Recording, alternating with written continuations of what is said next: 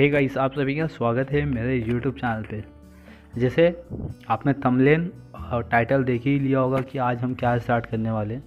इससे पहले मैं आपको बता दूं कि इकोनॉमिक पे हमने एक चैप्टर पूरा देखा था और उसको समझा भी था कि इकोनॉमिक में दो पार्ट होते हैं, माइक्रो इकोनॉमिक और मैक्रो इकोनॉमिक। अगर आपने उस वीडियो को नहीं देखा है तो मैंने इसका लिंक डिस्क्रिप्शन बॉक्स में दिया हुआ है। आइए आज हम स्टार्ट करते हैं सेकेंड चैप्टर, और सेकेंड चैप्टर का नाम है utility analysis. Utility analysis basically ये एकदम बेसिक कॉन्सेप्ट जो था आपका, वो आपने 11th में देख लिया होगा, क्योंकि इकोनॉमिक में आपको 11th में भी गिवन है कि इसके अंदर हम क्या क्या कंसिडर करते हैं। Wants are unlimited, recurring in nature, differ gender, age, season etcetera. ठीक है, ह्यूमन वांट्स पे सब डिपेंडेड होते हैं। तो आइए हम स्टार्ट करते हैं यूटिलिटी एनालिसिस। लेकिन उससे पहले अगर मेरे चैनल को सब्सक्राइब नहीं किया हुआ है या आप मेरे चैनल पे पहली बार है तो मेरे चैनल को सब्सक्राइब कर लीजिए और बेल आइकन को भी प्रेस कर लीजिए, ताकि मैं आप लोग के लिए 12 की जितने भी न्यू सिलेबस दिए हुए ये मैं लेके आऊँगा, और साथ ही साथ 11 के भी कॉन्सेप्ट में लेके आने वाला बहुत जल्द। तो आपके पास कोई भी 11th में ऐसा कोई फ्रेंड हो तो उसके साथ मेरी वीडियो को शेयर कीजिए। आइए हम स्टार्ट करते हैं इंट्रोडक्शन से कि बेसिकली यूटिलिटी होता क्या है। यूटिलिटी एक तरह का वांट्स है, ठीक है, यानी कि जब हम किसी भी रिसोर्सेज को या हमारे पास जो भी रिसोर्सेज अवेलेबल होता है उसको हम यूज़ करते हैं एक स्पेसिफिक टाइम के लिए, एक स्पेसिफिक पीरियड के लिए, ताकि अपने पास जो वांट्स है, अपने जो डिमांड है उसको सेटिस्फाई कर सके। यानी कि जो सबसे ज़्यादा मैक्सिमम सेटिस्फेक्शन मिले उसको हम उस रिसोर्सेज के बेस पे बोल सकते हैं कि यूटिलिटी एनालिसिस हो सकता है। यूटिलिटी एनालिसिस, इसके फीचर्स क्या होंगे?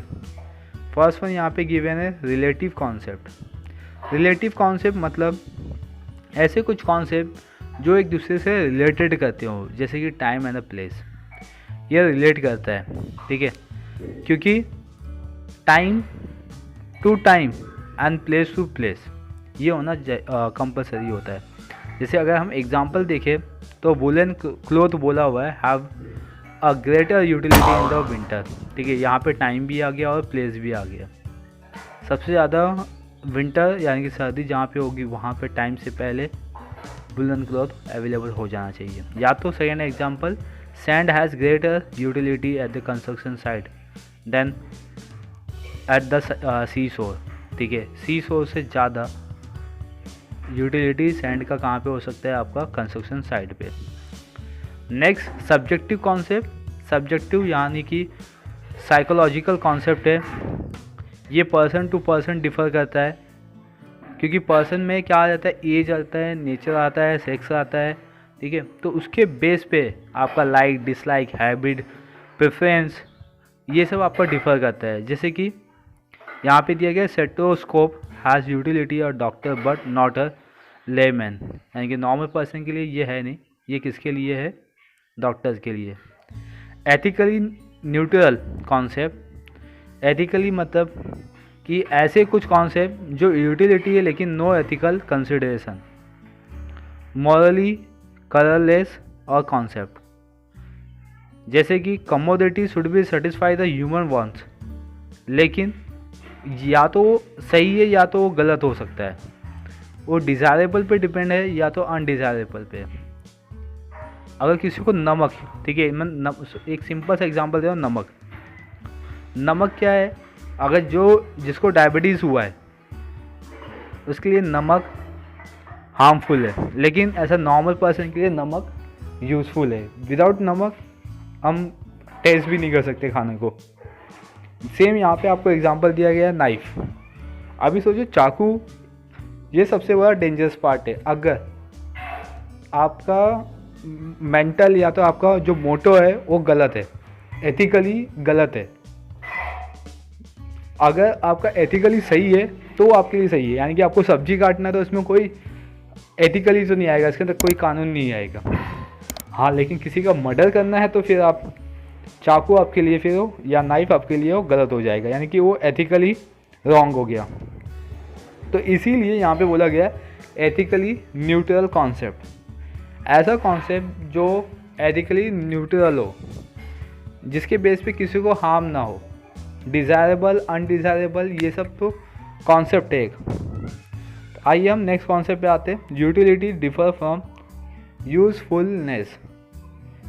ठीक है, यूटिलिटी एक ऐसा कॉन्सेप्ट है जो किसी भी कमोडिटी की कैपेसिटी बताता है और उसी कैपेसिटी के बेस पे हम ह्यूमन वांट्स को सेटिस्फाई कर सकते हैं, क्योंकि जो कमोडिटी है वो आपका इंडिकेट करती है यूज़फुलनेस। ऑब्वियसली कोई भी कमोडिटी यूज़फुल ही होती है। जैसे यहाँ पे आपको एग्जांपल भी दिया हुआ है, milk has both utility as well as usefulness to a consumer while liquor has utility only to addicted but has no usefulness। ठीक है, यहाँ पे समझ गए। लिकर यानी कि हम बोल सकते हैं दारू, ये उनके लिए यूटिलिटी है जो पीते, उनके लिए तो नहीं है जो उनको पीते भी नहीं या उनसे हम टच भी नहीं करते। Utility differ from pleasure. Next concept, pleasure बोला है यहाँ पे मतलब हैप्पीनेस, खुशी, उसके लिए। ऐसी बहुत सारी कम्युनिटी होती है जिसको हम यूज़ करते हैं, यूटिलिटी करते हैं, ठीक है, और हमें प्लेजर भी नहीं होता है, हमें खुशी भी नहीं होती है। जैसे कि एग्जांपल इंजेक्शन। ऑब्वियसली इंजेक्शन से सब रहते हैं। अगर इंजेक्शन यूटिलिटी तो है लेकिन उससे कोई प्लेजर नहीं होता, ठीक है, राइट। और यहाँ पे नेक्स्ट कॉन्सेप्ट क्या बताया गया है, it cure alignment but hardly give any enjoyment और प्लेजर टू हिम। तो सबको मालूम है कि इंजेक्शन क्या है, ठीक है, और उसका यूटिलिटी और उसका प्लेजर क्या है। आते हैं next concept, utility differ from satisfaction. Obviously satisfaction की यहाँ पे बात किया हुआ है। कोई भी कम्युनिटी एक ही रिजल्ट प्रोवाइड करता है, आपका कंजम्पशन, ठीक है, लेकिन वो कंजम्पशन सही वे में हो, यानी कि उसका डिमांड हो, उसका वांट्स हो, तभी वो सेटिस्फाई हो पाएगा। अदरवाइज़ ये कोई रिलेटेड कॉन्सेप्ट नहीं होगा। जैसे ही किसी प्यासे को पानी चाहिए, यानी कि अ पर्सन थर्स्टी पर्सन है, ठीक है, उसको पानी चाहिए, ग्लास ऑफ वाटर। अगर नॉर्मली लाइफ में देखें, यहाँ पे जो एग्जांपल दिया है वह मैं उसे रिलेट करता हूँ कि हमें पानी चाहिए होता है, ठीक है, और हम पानी बहुत पी लेते हैं क्योंकि हमें बहुत ज़्यादा प्यास लगी होती है, हम 3-4 गिलास पी लेते हैं। अगर हम नॉर्मल लाइफ में देखें तो हमें 1 गिलास पानी भी नहीं पिया जा सकता। क्यों? क्योंकि उस समय हमें प्यास नहीं होती, हमारे पास उतना वांट्स नहीं होता, हमारा उतना डिमांड नहीं होता उस प्रोडक्ट के लिए, उस कम्युनिटी के लिए, कि हम उसको सही तरीके से यूटिलिटी कर सके। लेकिन जब हमें प्यास लगती है तो हम 3-4 गिलास पी लेते हैं। तो ये होता है आपका बेसिक यूटिलिटी, ठीक है, जहाँ पे हम समझ सकते हैं कि हमें जो यूटिलिटी हो रही कम्युनिटी की वो सेटिस्फेक्शन पे हो रही है। आते हैं अभी नेक्स्ट कॉन्सेप्ट पे। Okay, 7th one, measurement of utility is hypothetical. यहाँ पे भी देखो मेजरमेंट की बात किया हुआ है। अभी जैसे हमने कार्डिनल और न्यूमेरिकल मेजरमेंट की बात करें तो ये तो पॉसिबल नहीं है। क्यों? क्योंकि ऐसे कुछ कॉन्सेप्ट जिसके अंदर कार्डिनल और न्यूमेरिकल मतलब 1 2 3 4 5 ये जो नंबर होते हैं आपके, यूटिलिटी और एक तरह का जो वांट्स होता है, ठीक है, सेटिस्फाई करने के लिए, वो सेटिस्फाई में जैसे कि हमने देखा था कि एक पर्सन थर्स्टी है, देखिए, उसको प्यास लगी है पानी के लिए, वो बहुत सारा पानी पी लेता है। अब वो जो पानी पी लेता है तो वो एक तरह का पॉजिटिव है, ठीक है, पॉजिटिव या नेगेटिव भी हो सकता है। बेसिकली नेगेटिव नहीं होगा, पॉजिटिव होगा, क्योंकि वो सेटिस्फाइड है। ऐसे कुछ यूटिलिटी जो क्या हो सकते हैं आपके नेगेटिव होते हैं, ठीक है। जब वो नेगेटिव कॉन्सेप्ट पे आते हैं या जीरो कॉन्सेप्ट पे आते हैं, मतलब कि हम तो यूज़ कर रहे कोई भी प्रोडक्ट लेकिन हम उससे सेटिस्फाई नहीं हो रहे, यानी कि उसका सही तरीके से यूटिलिटी नहीं हो रहा, सेटिस्फैक्शन लेवल नहीं आ रहा उसके, तो क्या होगा, डिससेटिस्फैक्शन हो जाएगा। तो उसका जो कॉन्सेप्ट होगा वो नेगेटिव में होगा, तो इसलिए उसको हम डिस यूटिलिटी भी बोलते हैं। Next, utility is multipurpose. Obviously ऐसी कुछ कम्युनिटी जो हम अलग अलग पर्पस के लिए यूज़ कर सकते हैं, यानी कि एक कमोडिटी और इसको सर्वर पर्सन यूज़ कर सकते हैं अपने सेटिस्फेक्शन के लिए, अपने डिमांड के लिए। जैसे कि इलेक्ट्रिसिटी के लिए हम अलग अलग कमोडिटी यूज़ करते हैं और उससे सेटिस्फाई भी होते हैं। Next, utility depend on the intensity of want. यहाँ पे इंटेंसिटी ऑफ वांट गिवन है। जैसे कि फॉर एग्जांपल एक पर्सन है, उसको बहुत भूख लगी, बहुत ज़्यादा भूख लगी है, और क्या करेगा, भूख लगी तो ऑब्वियसली खाना ही खाएगा, तो बहुत ज़्यादा खाना खाएगा, ठीक है, क्योंकि उसको बहुत ज़्यादा भूख लगी तो बहुत ज़्यादा खाना खाएगा। अगर हम नॉर्मल पर्सन की बात करें, जैसे हम डेली रूटीन पे खाना खाते हैं, तो हम एक लिमिट में खाना खाते हैं, ठीक है, ज़्यादा भी नहीं खाते, कम भी नहीं खाते, एक लिमिट में खाते हैं। लेकिन जिसको ज़्यादा भूख लगी उसके लिए ये क्या हो जाएगा, इंटेंसिटी ऑफ वांट, ठीक है। सेम पानी जैसा, अगर आपको पानी प्यास लगी है तो आप पानी बहुत ज़्यादा पियोगे, लेकिन नॉर्मली एक गिलास भी पानी नहीं पी पाओगे।